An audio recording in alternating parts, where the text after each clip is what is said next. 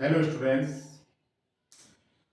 इस क्लास में हम पढ़ने जा रहे हैं दो सरल वाक्यों को जोड़कर एक कॉम्प्लेक्स या मिश्र वाक्य बनाना, जिसमें हम यूज करेंगे एडवर्ब क्लॉज ऑफ कंपैरिजन, यानी तुलना करने वाला क्रिया विशेषण उपवाक्य का हम यूज करेंगे और कॉम्प्लेक्स सेंटेंस बनाएंगे। तो जो एडवर्ब क्लॉज ऑफ कंपैरिजन वाले एडवर्ब्स हैं, तुलना करने वाले जो क्रिया विशेषण है, वो कुछ इस प्रकार से हैं। एज, इतना, जितना, इसका यूज होता है पॉजिटिव सेंटेंस में। सो एज, इसका भी वही अर्थ है, इतना, जितना, लेकिन ये नेगेटिव सेंटेंस में यूज होता है। देन का अर्थ होता है से या के बजाय, ये दो व्यक्ति वस्तुओं में तुलना करने के लिए यूज किया जाता है। और द मोर ये भी एक कंजक्शन फ्रेज हो गया, पेयर में है। द लेस, द मोर जितना अधिक। मोर क्या है? मच की कंपैरेटिव डिग्री है। द लेस क्या है? लिटिल की कंपैरेटिव डिग्री है। जितना कम उतना कम, जितना अधिक उतना अधिक, या ऑपोजिट भी हो सकती है। द मोर जितना अधिक, द लेस उतना ही कम, या इसके अलावा दी प्लस कंपैरेटिव डिग्री कोई और भी हो सकती है। दी प्लस कंपैरेटिव डिग्री कोई और भी हम यूज कर सकते हैं। तो फिलहाल हम देखते हैं एज से दो सरल वाक्यों को जोड़कर एक कॉम्प्लेक्स सेंटेंस कैसे बनाया जाता है। देखिए, ये जो एडवर्ब क्लॉज ऑफ कंपैरिजन है, यह उपवाक्य दो व्यक्ति वस्तुओं की तुलना करता है। क्या करता है? तुलना करता है। तो पहले एज देखते हैं। एज ये पॉजिटिव कंपैरिजन में काम में आता है। सकारात्मक तुलना, नकारात्मक नहीं, सकारात्मक तुलना में। यह सकारात्मक वाक्य में दो व्यक्तियों, वस्तुओं या स्थितियों में समानता दर्शाता है। दो व्यक्ति भी हो सकते हैं, दो वस्तु भी हो सकती है, दो कोई स्थितियां हो सकती हैं। इन दोनों में क्या बताता है? ये समानता बताता है, इक्वलिटी बताता है। तो इसके जोड़ने के भी दो तरीके होंगे। एज से जब दो वाक्यों को जुड़वाएं तो उसके दो तरीके हो सकते हैं। नंबर एक, जब दोनों वाक्यों की सब्जेक्ट समान हो। मान लो दो सेंटेंस दे रखे हैं और दोनों में सब्जेक्ट सेम है, तो अलग क्या होगा? अलग या तो एडजेक्टिव होगा या एडवर्ब होगा। तो देखिए, सी इज वाइज, वह बुद्धिमान है। सी इज ब्यूटीफुल, वो सुंदर है। यानी सब्जेक्ट समान है। वो एक ही सब्जेक्ट के बारे में दो क्वालिटी बताई गई कि बुद्धिमान भी और ब्यूटीफुल भी है। एज से हमें जोड़ना है। करना क्या है? सबसे पहले सब्जेक्ट ले लो। जब कर्ता समान है तो कोई सा भी सब्जेक्ट ले लो, वही बात है। तो सब्जेक्ट ले लो सी, उसके बाद वर्ब ले लो। जब कर्ता समान है तो वर्ब भी समान है, तो कोई सी भी वर्ब ले सकते हो आप दोनों सेंटेंस में। तो सी इज। उसके बाद जो विशेषण है अपना, पहला विशेषण एडजेक्टिव फर्स्ट, या एडवर्ब भी हो सकता है, क्रिया विशेषण भी हो सकता है। तो सीधी सी बात है, दो सेंटेंस है तो दो एडजेक्टिव मिलेंगे या फिर दो एडवर्ब मिलेंगे। तो सबसे पहले सब्जेक्ट, फिर वर्ब ले लो, फिर जो पहला विशेषण है या क्रिया विशेषण है उसको एज के बीच बंद कर दीजिए। एज के बीच, या तो एडजेक्टिव है वो या एडवर्ब, उसको बीच में रख दीजिए। तो she is as wise as. उसके बाद दूसरा सेंटेंस उतार दीजिए पूरा, she is beautiful. She is as wise as she is beautiful. वह बुद्धिमान है, वह सुंदर है। तो इसके दोनों गुणों में सकारात्मक समानता बता रहा है एज कि वह उतनी ही बुद्धिमान है जितनी वो सुंदर है। तो सुंदरता और बुद्धिमानी उसमें बराबर है, इसलिए एज का प्रयोग करके हमने पॉजिटिव कंपैरिजन इसमें की है। जब सब्जेक्ट असमान हो, दो सेंटेंस आपको दिए जाएं और दोनों में कर्ता अलग हो, जैसे राजस्थान और मध्य प्रदेश है, और सेंटेंस पॉजिटिव हो, तो यानी कि सकारात्मक तुलना करनी है। तो क्या करना है? सबसे पहले कर्ता ले लो पहला और पहली वर्ब ले लो। तो राजस्थान इज। अब जो इसका विशेषण है, ये क्रिया विशेषण है, उसको एज में बंद करो। Rajasthan is as large as. उसके बाद दूसरे सेंटेंस में क्या करना है आपको? सिर्फ दूसरा कर्ता और वर्ब ही लेनी है और कुछ नहीं लेना। तो दूसरा कर्ता है मध्य प्रदेश और वर्ब जो है वो ले लो। Rajasthan is as large as MP is. ये कह रहा है राजस्थान बड़ा है, मध्य प्रदेश समान रूप से बढ़ा है, तो इसका मतलब दोनों के गुणों में समानता है, दोनों ही बड़े हैं, कोई छोटा या बड़ा नहीं है उनमें से। तो Rajasthan is as large, Rajasthan इतना बड़ा है एज एमपी इज, जितना मध्य प्रदेश है। तो दूसरे वाक्य का जो है सब्जेक्ट और वर्ब ही हमें लेनी है। वर्ब इसलिए लेनी पड़ेगी क्यों, क्योंकि क्लोज की ये शर्त होती है कि क्लोज में एक सब्जेक्ट और एक फाइनाइट वर्ब होनी चाहिए। अगर आप यहाँ वर्ब नहीं लगाओगे तो फिर ये प्रीपोजिशन का काम कर जाएगा। किसका काम करेगा? प्रीपोजिशन का। तो इसलिए सब्जेक्ट के साथ वर्ब क्लोज में जब हम कॉम्प्लेक्स बना रहे हों तो वर्ब और सब्जेक्ट दोनों होने चाहिए, यानी क्लोज पूरा होना चाहिए। क्लोज पूरा कब होगा? जब उसमें एक सब्जेक्ट और एक फाइनाइट वर्ब होगी। तो इसलिए मध्य प्रदेश इज यहां तक समाप्त करना पड़ेगा आपको। तो ये था अपना एज एज, जो कि पॉजिटिव कंपैरिजन करता है। अब शो एज वो नेगेटिव कंपैरिजन करता है। बातें सारी ये रहेगी। इससे पहले कुछ एक दो वाक्य मैं आपको और बता देता हूं जिसमें बजाय विशेषण के क्या आएगा? एडवर्ब। जैसे तो देखिए अगला, यहाँ एडजेक्टिव की जगह मैंने एडवर्ब कर दिए हैं। सी सिंग्स ब्यूटीफुली, वो सुंदर ढंग से गाती है। सी डांसेस ब्यूटीफुली, और सुंदर ढंग से वो डांस करती है। तो क्या करना है? हमें सब्जेक्ट ले लेंगे, वर्ब ले लेंगे इसकी, उसके बाद एडवर्ब जो है उसको एज में बंद करेंगे। ब्यूटीफुली, सी सिंग्स एज ब्यूटीफुली एज। फिर पूरा जो सेकंड सेंटेंस है वो हमें अब नहीं उतारना, क्योंकि एडवर्ब समान है। देख लीजिए इसमें समान, यहाँ भी ब्यूटीफुली है, यहाँ भी। तो ब्यूटीफुली को हटा देंगे, बाकी पूरा सेंटेंस हम लिख देंगे, क्योंकि जब हम कॉम्प्लेक्स सेंटेंस बना रहे हैं तो उसमें सब्जेक्ट शब्दों की जो है पुनरावृत्ति नहीं होनी चाहिए। तो ये हो जाएगा सी सिंग्स एज ब्यूटीफुली एज सी डांसेस। यहाँ ब्यूटीफुली हम हटाएंगे, इसमें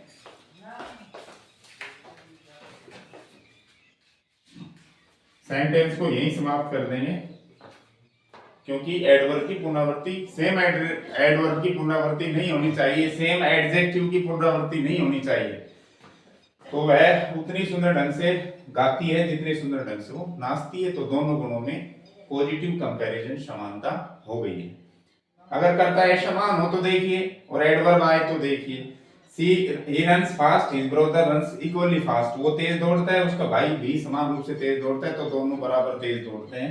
तो इसका हो जाएगा he runs as, ये एडवर्ब है, as fast as दूसरा सेंटेंस उतार दीजिए, और सिर्फ कहां खत्म होना चाहिए दूसरा सेंटेंस? वर्ब पे।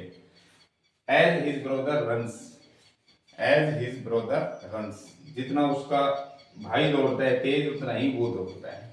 तो ये था अपना एजेस का प्रयोग, जो कि सकारात्मक तुलना के लिए हम काम में लेते हैं। ये विशेषण को और क्रिया विशेषण दोनों को जोड़ सकता है, यानी एजेस के बीच में एडवर्ब या एडजेक्टिव रखा जाता है। कर्ता समान भी हो सकते हैं दोनों वाक्यों के, और असमान भी होते हैं। इसी तरह सेम सो एज का है, बट फर्क है कि जो सो एज है वो नेगेटिव वाक्य में यूज होता है। ये जो सेंटेंस आ रहे थे इसमें एक सेंटेंस नेगेटिव होगा, और फिर हम यहाँ सो से पहले नोट लगा देंगे। चलिए देखते हैं सो एज का प्रयोग। देखिए सो एज का प्रयोग होता है नेगेटिव में, नेगेटिव कंपैरिजन करने के लिए, जबकि एज का होता है पॉजिटिव कंपैरिजन करने के लिए। तो यह नकारात्मक वाक्य में दो व्यक्ति वस्तु स्थितियों में समानता दर्शाता है, नेगेटिव सेंस में। देखो जब सब्जेक्ट समान हो, दोनों वाक्यों के अगर कर्ता समान है तो क्या करते हैं? सबसे पहले सब्जेक्ट, फिर वर्ब, फिर नोट, फिर सो, फिर एडवर्ब एडजेक्टिव जो भी है, फिर एज, फिर सेकंड सेंटेंस हम लगा देंगे। देखो she was not dull, she was ugly, वो डल नहीं थी, मंदबुद्धि नहीं थी। सी वॉज अगली, वो भद्दी थी। तो अब इसमें कंपैरिजन करेंगे हम, नेगेटिव सेंटेंस दिया हुआ है, देख लीजिए नेगेटिव सेंटेंस ही मिलेगा अगर सो एज लगवाएगा तो आपसे, सो एज लगवाएगा तो इस तरह से। तो इसका हो जाएगा सी वॉज नॉट सो, पहला विशेषण जो है डल, फिर एज, फिर second sentence she was ugly. She was not as dull as she was ugly, वह इतनी डल नहीं थी, मंदबुद्धि, जितनी की वो दिखने में भद्दी थी। यानी इन दोनों गुणों में समानता बताई जा रही है, वो भी नेगेटिव अर्थ में, नेगेटिव अर्थ में, नेगेटिव कंपैरिजन है। इसमें देखो वह धीरे नहीं चलता है, वह धीरे दौड़ता है, सो एज लगाना है। तो इसमें एडवर्ब आया है, ये क्या है, ये एडवर्ब है, क्रिया की विशेषता बता रहा है ना। तो इसमें क्या होगा, ही डज नॉट वॉक, इसको बंद करेंगे सो एज में, so slow as he runs, slow दोबारा नहीं आना चाहिए, दोबारा स्लो नहीं आना चाहिए क्योंकि स्लो एक बार आ चुका है। तो इसका हो जाएगा he does not walk so slow as he runs, as he runs, वह इतना धीरे नहीं चलता है जितना धीरे वो दौड़ता है, उसके अनुपात में धीरे नहीं चल रहा है, कंपैरिजन की जा रही है उसकी। दूसरा है करता है समान हो, तो क्या करेंगे, जैसे Ram is not smart, Lakshman is equally smart, Ram smart है नहीं, लक्ष्मण समान रूप से स्मार्ट है, सो एज लगाना है इसमें में। क्या करेंगे, सब्जेक्ट पहला राम, पहली वर्ब इज, नोट का नोट, फिर सो लगा दो, फिर क्या है, ये विशेषण है, इसको बंद कर दो एज में, सो एज में, Ram is not so smart as, फिर दूसरा कर्ता ले लो और वर्ब पे वाई खत्म कर दो, Ram is not so smart as Lakshman is. अगला है she did not work so quickly, adverb है, she did not work so quickly as, दूसरा कर्ता और वर्ब पे खत्म कर दो, her mother did, she did not work so quickly, वो इतनी तेजी से काम नहीं करती थी एज हर मदर डिड, जितना उसकी माँ तेजी से काम करती थी। तो डियर स्टूडेंट्स, एज भी वही काम करता है जो सो एज करता है, सो एज भी वही काम करता है जो एज करता है, फर्क क्या है, वो पॉजिटिव कंपैरिजन कर लेते हैं, ये नेगेटिव वाक्यों में नेगेटिव तुलना, ये समानता बताते हैं ये। चलिए नेक्स्ट जो एडवर्ब है देन का यूज करके हम कॉम्प्लेक्स सेंटेंस बनाना सीखते हैं।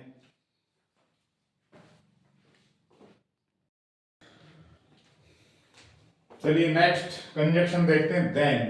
देन का अर्थ होता है से या के बजाय, यह पॉजिटिव और नेगेटिव दोनों ही कंपैरिजन करता है ये, और देन का प्रयोग एडजेक्टिव या एडवर्ब के कंपैरेटिव फॉर्म के बाद होता है, जो डिग्री बनती है एडवर्ब की, एडजेक्टिव की, उसके तुरंत बाद देन का प्रयोग होता है। डिग्री कैसे पहचानोगे, किसी शब्द के अंत में या तो ई आर मिलेगा आपको, पूर्व विशेषण है इसके अंत में ई आर, तो ये कंपैरेटिव डिग्री है, या किसी एडजेक्टिव से पहले मोर मिल सकता है, मोर, जैसे मोर हैंडसम, तो ये कंपैरेटिव डिग्री वाला शब्द है, ये कंपैरेटिव डिग्री वाला शब्द है। तो जो एडजेक्टिव या एडवर्ब जो कंपैरिजन में है, कंपैरेटिव डिग्री में होता है, उसी के बाद देन लगाया जाता है। देखिए जब कर्ता समान हो, कर्ता है समान हो, आपको दो सेंटेंस दिए जाएंगे और कहेगा भाई देन से जोड़िए, तो कैसे जोड़ोगे आप, सेंटेंस विद कंपैरेटिव डिग्री, आप दोनों में से वो सेंटेंस ढूंढेंगे, पता लगाएंगे जिसमें कंपैरेटिव डिग्री है। कंपैरेटिव डिग्री मैंने भी बताई है, या तो ई आर मिलेगा उस वाक्य में किसी शब्द के अंत में, या किसी शब्द से पहले मोर लगेगा, तो ये पूरा ही कंपैरिजन होता है, कंपैरेटिव डिग्री होती है।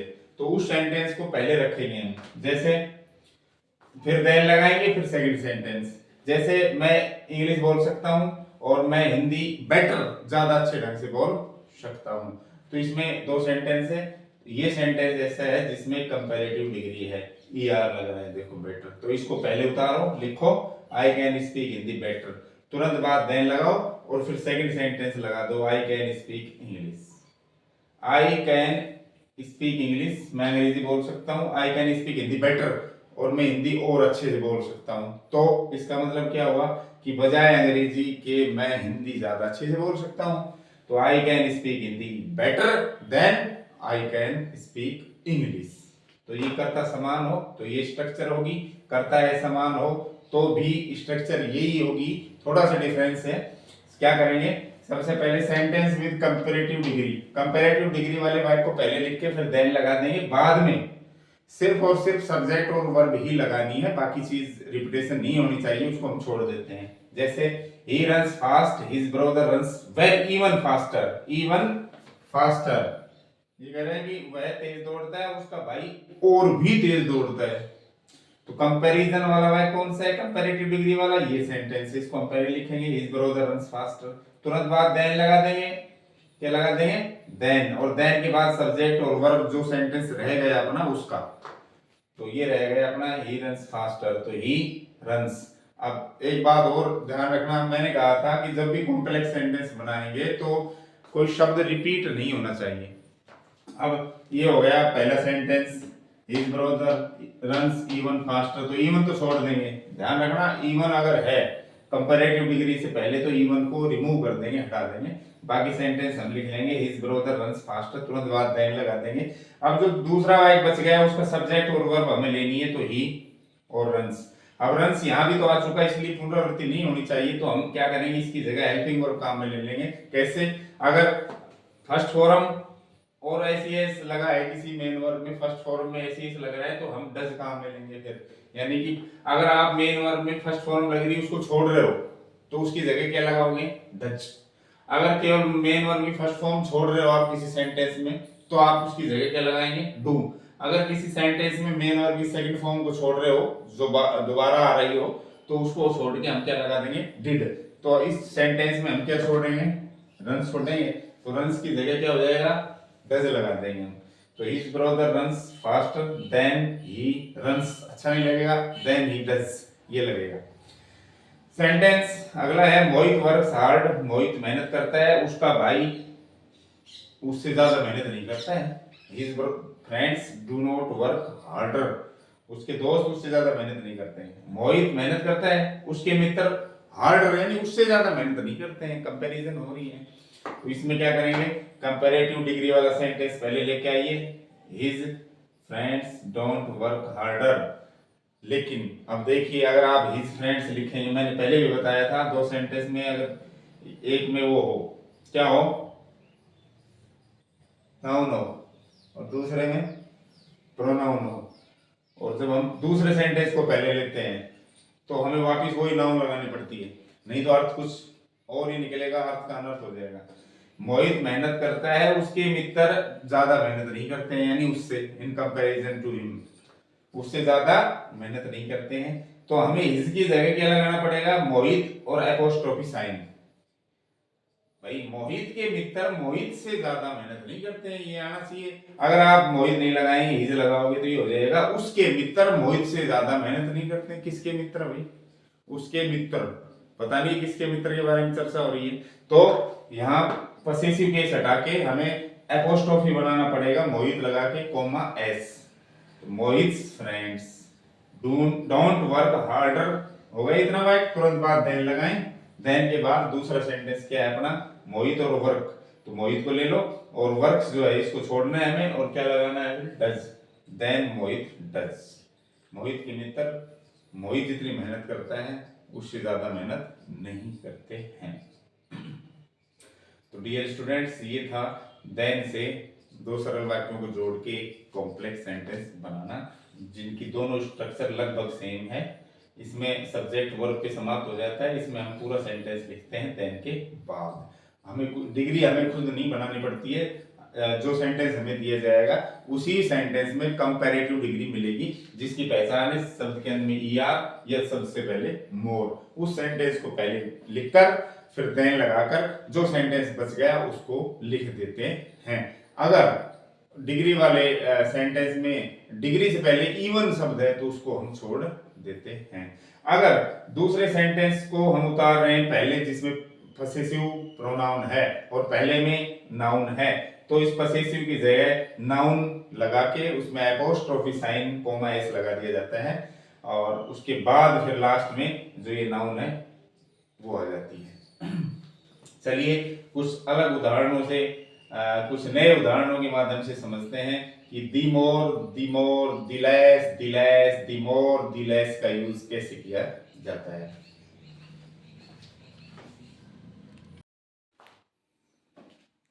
चलिए नेक्स्ट जो कंजक्शंस हैं अपने, वो कुछ इस प्रकार से हैं: दी मोर, दी मोर, दी लेस, दी लेस, दी मोर, दी लेस।